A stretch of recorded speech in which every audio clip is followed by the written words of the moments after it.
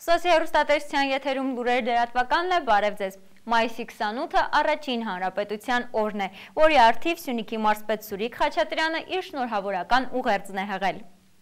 Սիրելի սյունեցիներ, շնորհավորում եմ ձեզ հանրապետության տոնի առիթով 1918 թվականի մայիսի 28-ին Սարդարապատում, Ղարաքիլիսայում և Բաշապարանում հայ ժողովուրդն ազգովի, հոգևորականով ու զինվորականով, պաշտոնյայով ու շինականով կերտեց իր պատմական հաղթանակն ու անկախ պետականությունը և ամբողջ աշխարհին ցույց տվեց, որ իր բազմադարյա պատմությանը կարող է մի նոր արժեք տալ սխրանքներով ու անկախ ինքնիշխան պետականության կառուցմամբ։ Սյունյաց անպարտելի աշխարհը մայիսի 28-ից հետո էլ ստիպված էր զենքը ձեռքին պայքարել, պաշտպանել Հայաստանի Հանրապետության կազմում հայեցի ապրելու իրավունքը։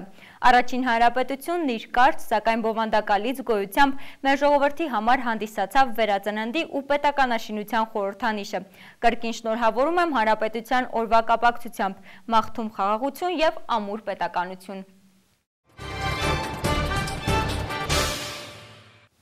97 տարի առաջ հայ ժողովրդի համար դժվարին ժամանակաշրջանում ստեղծվեց առաջին հանրապետությունը։ Այսօր էլ շարունակում է նշել տոնը, ընդգծել նրա նշանակությունը։ Մարզկենտրոնում ևս միջոցառումներ էին կազմակերպվել օրվա առթիվ։ Գալեգին Նժդեի հրապարակում ցուցադրվեց 3-րդ հանրապետության զինտեխնիկան, իսկ մարզային ու քաղաքային իշխանությունների ներկայացուցիչները ծաղիկներ խոնարհեցին Արամ Մանուկյանի հուշարձանին։ Սարդարապատի, Բաշապարանի և Ղարաքիլիսայի հերոսամարտերից հետո 1918 թվականի մայիսի 28-ին դժվարին պայմաններում Արևելյան Հայաստանի մի փոքր հատվածում հայ ժողովուրդը վերջապես վերականգնեց անկախությունը։ Հայաստանի առաջին հանրապետությունը չնայած գոյատևեց ընդամենը 2 տարի, բայց անգնահատելի դեր ունեցավ դարեր շարունակ պետականությունը կորցրած ազգի համար։ Այսօր էլ շարունակում են հիշել առաջին անկախության օրը։ Տոնական տրամադրություն էր տիրում նաև մարզկենտրոնում։ Մայիսի 28 անկախության Հայաստանի առաջին հանրապետության օրը, որ մեր զինվորները լավ լինեն, ամեն վայրկյան պատրաստ լինեն կռվելու։ Կցանկանայի մեր զինվորներին, որ լինեն առողջ և պատրաստ ամեն ինչին։ Ուզում եմ իմ ազգին մաղթել խաղաղություն, որ երբեք չլինի պատերազմ։ Այսօր նշվում է Հայաստանի առաջին հանրապետության անկախացման տոնը, որը եղել է 1918 թվականի մայիսի 28-ին։ Մենք պատանի երկրապահներով այստեղ կցուցադրենք այն, ինչ կարող ենք անել մեր, այսպես ասած, քաղաքի համար, և տեսնելով այս ամենը ես ուղղակի հպարտ եմ, որ հայ եմ, և ուղղակի ուզում եմ, որ մենք միշտ հզոր լինենք և հաղթենք ամեն տեղ։ Հակա ես իր պրիբորներով էլի, բայց այն ժամանակ մեզ այս պրիբորները վրան չկար, այս տակի գրանատամյոտը կար, բայց այն վերևին չկար։ Զենքը շատ լավ զենք է, մի կիլոմետրից մահացու։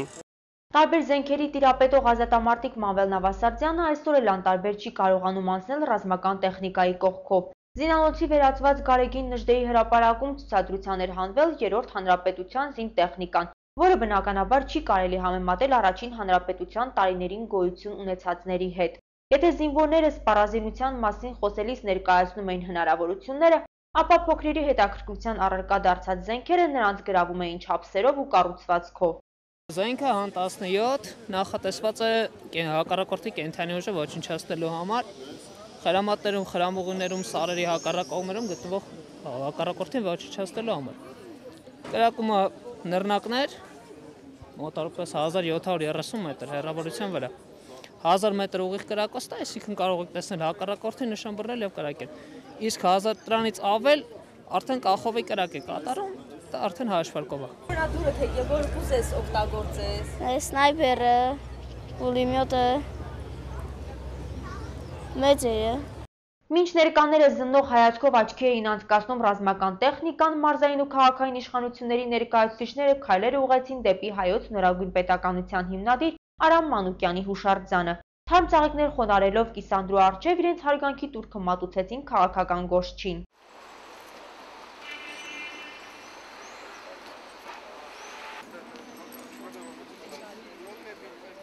Տոնի առթիվ հնչեցին նաև շնորհավորական ելույթներ։ Համայնքի ղեկավարն ու զորամասի հրամանատարը իրենց խոսքում նշեցին, որ այդ հերոսամարտերի ու հաղթանակի շնորհիվ ավագ սերունդը կարողացավ իր մեջ ուժ գտնել և մեզ կտակել անկախ պետություն։ Շնորհավորում եմ բոլորիս համար այս թանկ տոնը, մեր ազգային երազանքների վերածննդի տոնը, թող որ հայոց պատմության հետագա էջերում այլևս առիթներ չունենանք խոսելու մեր պետականության վերականգնման մասին, այլ միայն այդ պետականությունը կրողի Հայաստանի Հանրապետության բարգավաճման ու բոլոր բնակավարներում հզորացման մասին։ Բոլորիդ մաղթում եմ ստեղծարար ոգի և տքնաջան աշխատելու կամք, այսօր ունեցած մեր խաղաղությունը պահպանելու, բարեշեն երկիր ու ծաղկուն ապագա ունենալու համար։ Շուրջ 900 տարի մեր երկիրը պետականություն չէր ունեցել։ Հայը չէր կարողանում ապրել իր անկախ պետության մեջ։ Բայց մենք կարողացանք ապացուցել ամբողջ աշխարհին, որ մենք ի վիճակի ենք դա անելու, որ մենք մեր սրով ի վիճակի ենք գծելու մեր պետության սահմանները։ Միջոցառումները շարունակվեցին այն զորամասի ցուցադրական ելույթներով։ Զինվորները ինչպես միշտ ներկաներին զարմացրին իրենց հմտությամբ։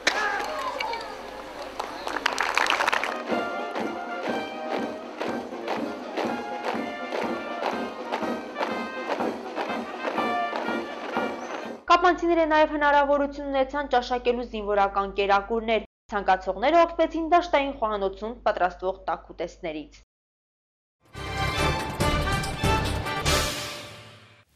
Կապանի մշակույթի կենտրոնի փոքր դահլիճում կայացավ մայիսյան հաղթանակների նվիրված միջոցառում։ Այն կազմակերպել էր Ազատամարտի վետերանների միասնություն հասարակական կազմակերպության Սյունիքի մարզային կառույցը։ Օրվա առթիվ մեծ հայրենականի և արցախյան ազատամարտի մի շարք հերոսներ պարգևներ ստացան։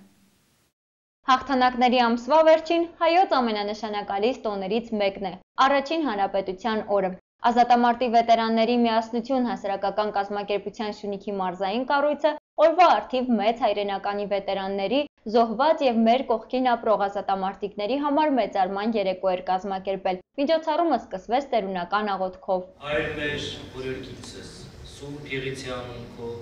եկես ծեր արքայություն քո,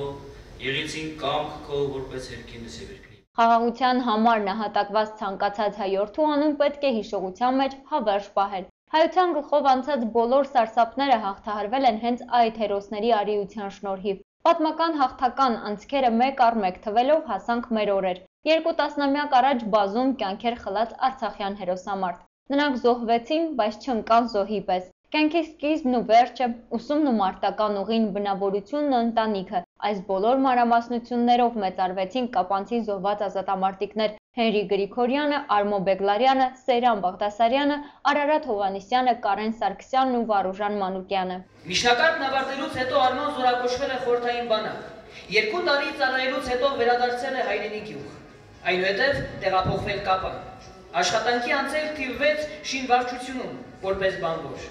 իսկ որոշ ժամանակ անց հորաթող։ Աշխատեց այնքան, քանի դեռ թուրքերը չէին մտել մեր հողերը,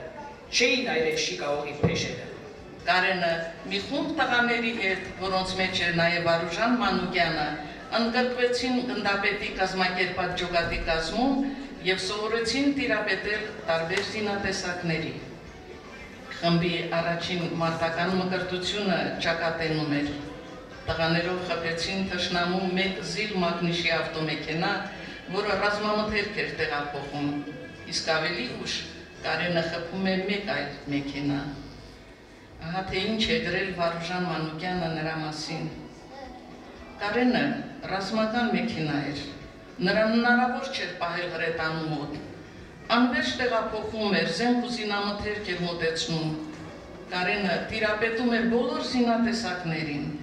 երբ նոր զենք էին բերում, առաջին նա էր փորձարկում։ 1994 թվականի ապրիլի 22-ին գիշերը անհանգիստ էր Վարուժանը։ Առավոտյան գնաց ստուգելու դիրքերը։ Սկսվում է գնդակոծություն և փոխհրաձգություն։ Գրոհը խոցվում է թշնամու կողմից։ Մեխանիկը մի կերպ դուրս է թռչում ծխացող զրահամեքենայից, սակայն Վարուժանը, որ նաև վիրավոր էր, չի հասցնում դուրս գալ։ Եվ Վարուժանից մնացին միայն դիտակը, ժամացույցը և ամուսնական մատանին։ Վերջիններս մեկ առ մեկ փայլում էին անմնացորդ նվիրումով, զավակներին տանը թողած շտապում փրկելու իրենց մեծ ծնողին, հայրենիքին։ Հերոսամարտում ընկած այս տղաները հետմահու արժանացան մեդալների։ Տարեն Կիմի Սարգսյան, մեդալ հայոց արծիվ։ Սեյրան Սաշայի Բարտասարյան, հայոց արծիվ։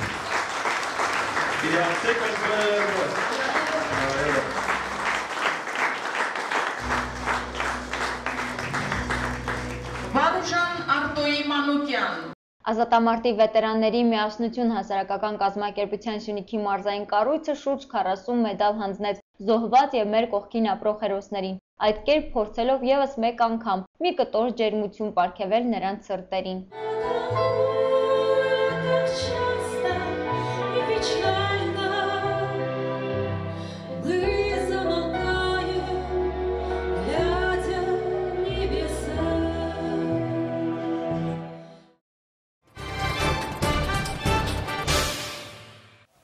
Տաթևի վանքը հոգևոր, մշակութային և դպրության կենտրոն գիտաժողովին Հանրապետության առաջավոր մասնագետները իրենց զեկուցումները նվիրել էին մեծ մանկավարժ գիտնական ու փիլիսոփա Գրիգոր Տաթևացու գործունեությանը, ինչպես նաև շեշտվեց, որ Տաթևի վանքը պատմամշակութային եզակի հուշահամալիր է, որի պահպանության և հռչակման գործում բազմաթիվ խնդիրներ ունենք։ Տաթևի վանքը հոգևոր, մշակութային և դպրության կենտրոն խորագիր ներկրում Սյունիքի մարզի Տաթև համայնքում կազմակերպված գիտաժողովը, որն իրականացրեց պատմամշակութային արգելոց-թանգարանների և պատմական միջավայրի պահպանության ծառայությունը։ Կազմակերպիչներն ու հյուրերը սկզբում այցելեցին Տաթևի վանք, աղոտ բարձրացրին առաստված, որից հետո Տաթև գյուղի դպրոցի դահլիճում մեկնարկեց գիտաժողովը։ Հայաստանի բարձրագույն ուսումնական հաստատությունների առաջատար մասնագետների կողմից ներկայացված 12 զեկուցումները վերաբերում էին Գրիգոր Տաթևացի մանկավարժի մեծ գիտնականի փիլիսոփայի գործունեությանը։ Նրա 26 աշխատություններում գրեթե բոլորում կան մանկավարժական հայացքներ և ինքը քանի որ գիտեր լատիներեն, նաև ուրիշ լեզուներ, ու չափազանց շատ զարգացած կարդացած մարդ էր, հատկապես շատ տարված էր անտիկ փիլիսոփաների, անտիկ գիտնականների գործերով, Տաթևացին ուզում էր ստեղծել այնպիսի բարձրագույն դպրոց, որը Հայաստանը առաջ կմղեր, և այդպիսին է եղել Տաթևի համալսարանը։ Գիտաժողովին մասնագիտական անդրադարձ եղավ նաև Տաթևի վանական համալիրի ճարտարապետությանը 8-9-րդ դարերում կառուցված վանքը, որը բազմիցս ավերվել է երկրաշարժերի, արշավանքների և հրդեհների հետևանքով, 13-14-րդ դարերում նոր շունչ է ապրել Տաթևացու շնորհիվ և վերանորոգվել է, չկորցնելով իր նախկին տեսքն ու նշանակությունը։ Լրացվել, վերակառուցվել են նախկին ունեցած շինությունները, սակայն ձևի փոփոխություն չի կրել։ Գիտեք ինչ, շատ մեծ արժեք ունի, երբ մանկավարժությունը զարգացնում է մարդը, որը ինքը մեծ գիտնական էր, իսկ Տաթևացին շատ մեծ փիլիսոփա էր, ինչ որ առումով բնագետ, նկարիչ, երաժիշտ, հրաշալի գրիչ, որտև այն գործերից, որ նրան հանձնարարում էր Հովհան որոտնեցին, երևում է, որ տեսել է իր աշակերտի մեծությունը։ Հետո Տաթևացին ինքը ստեղծել է աշակերտների մի մեծ խումբ։ Դրա ամբողջ արժեքը հենց դրանում է։ Տաթևում գիտաժողովի անցկացումը մի քանի նպատակ էր հետապնդում։ Նման գիտաժողովները կազմակերպելը շատ կարևոր է նաև ոչ միայն Երևանում, այլ հենց հանրապետության տարբեր շրջաններում, որովհետև միտքը եւ գիտական գործունեությունը միայն Երևանում չի որ կենտրոնացված է։ Դա առաջինը, երկրորդը, ինչու Տաթևում, Տաթևի վանական համալիրում, որովհետև մի կողմից սա պատմամշակութային եզակի հուշարձան է, որի պահպանության, ուսումնասիրման, օգտագործման, հանրահռչակման համար դες բազմաթիվ խնդիրներ ունենք լուծելու եւ երկրորդ կարևոր հանգամանքը, որ այն նաեւ կարևոր հոգեվոր, մշակութային եւ դպրոցյան կենտրոն է։ Համայնքի միջնակարգ դպրոցում նաեւ բացվեց Տաթևի վանական համալիրին վերաբերող լուսանկարների ցուցահանդես, որտեղ ներկայացվեցին պահպանության ծառայության ֆոնդերում պահվող լուսանկարներ ու չափագրություններ, նաեւ Տաթևի վանական համալիրի մասին տարբեր ժամանակներում տպագրված 10 օրինակ գրականություն։ Սյունիքի մարզպետ Սուրեն Խաչատրյանը ողջունելով մասնակիցներին, կարևորեց նման հանդիպումները եւ շնորհակալություն հայտնեց կազմակերպիչներին։ Ներկաներին հրաշալի կատարմամբ հաճելի պահեր պարգևեց վանական համալիրի երգչախումբը։ Գիտաժողովի ավարտին կազմակերպիչները արժեքավոր գրականություն եւ քարտեզներ նվիրեցին Սյունիքի մարզպետարանին, Գորիսի քաղաքապետարանին, Տաթևի վանական համալիրին եւ գյուղապետարանին։ Կայացավ երիտասարդ դաշնակարուհի Լիանա Ստեփանյանի հերթական մենահամերգը։ Այն նվիրված էր սյունեցի որբախնամ Վարսենիկ Մելիք Ստեփանյանի հիշատակին։ Դահլիճը լեփլեցուն էր, նվագացանկը բազմազան։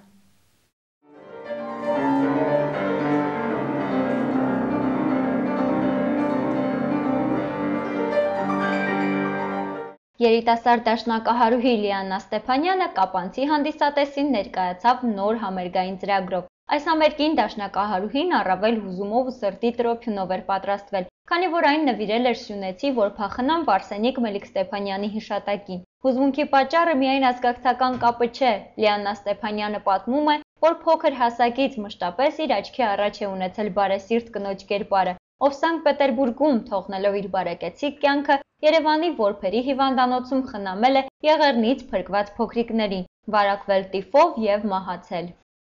Իմ համար այս ծրագիրը, համերգային ծրագիրը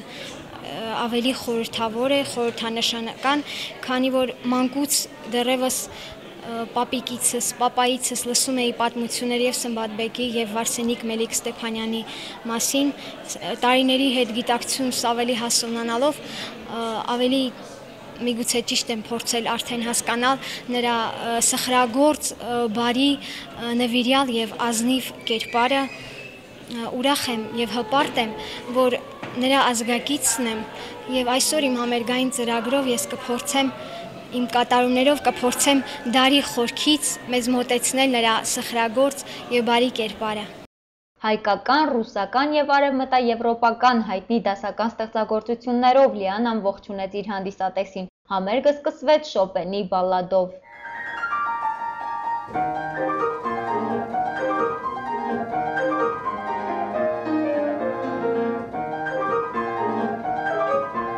Լիաննան սակայն միայն դասական երաժշտությամբ չի բավարարվում, ազատ ժամանակ սիրում է իմպրովիզացիաներ անել, իրեն փորձել տարբեր երաժշտական ժանրերում, ահա օրինակ մի հատված նրա բլյուզ կատարումից։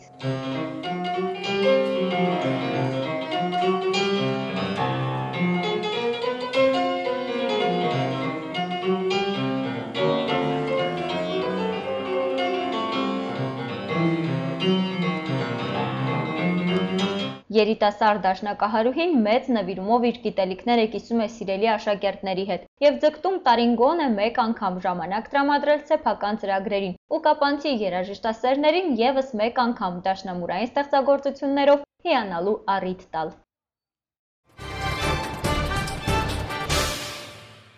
Ինչ է սպասում FIFA-ի նախագահին։ Համաշխարհային տնտեսության աճ, պայքար միջազգային ահաբեկչության ֆինանսավորման դեմ։ Այս հարցերն էին քննարկում մեծ յոթնյակի երկրները։ Թողարկումը շարունակում ենք միջազգային լուրերով։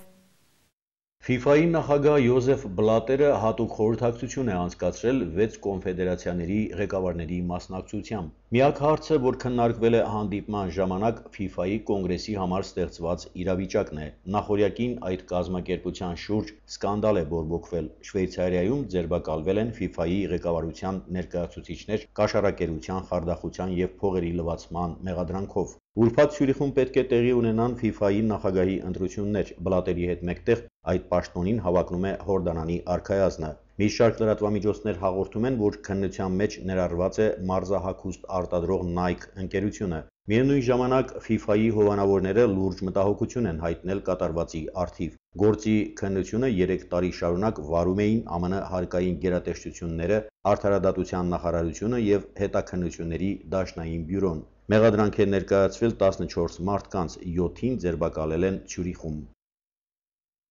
Համաշխարհային տնտեսության աճ, հարկային շրջանառության խնդիրներ, ճգնաժամը Հունաստանում, պայքար միջազգային ահաբեկչության ֆինանսավորման դեմ։ Սրանք էին այն թեմաները, որ Դրեզդենում քննարկել են մեծ յոթնյակի երկրների ֆինանսների նախարարները եւ կենտրոնական բանկերի ղեկավարները։ Դրանում ընդգրկված են Մեծ Բրիտանիան, Գերմանիան, Կանադան, Իտալիան, ԱՄՆ, Ճապոնիան, Ֆրանսիան։ Հանդիպումն անցնում է առանց Ռուսաստանի, որի մասնակցությունը մեծ ութնյակին դադարեցվել է անցյալ տարի Ղրիմի միավորման պատճառով։ Ելույթ ունենալով պաշտոնակիցների առջև Գերմանիայի ֆինանսների նախարարը հայտարարել է, որ իրենք պետք է ստեղծեն միջազգային համագործակցության առավել ուժեղ գործիքներ, ոչ մի երկիր չի կարող միայնակ լուծել խնդիրները։ Հանդիպումից առաջ Դրեզդենում տեղի է ունեցել ակցիա, որի մասնակիցները հարուստ երկրներից պահանջել են առավել մեծ օգնություն ցուցաբերել կարիքավոր պետություններին։ Ցուցարարները ձեռքերում պահել էին փուչիկներ համաշխարհային առաջնորդների պատկերներով։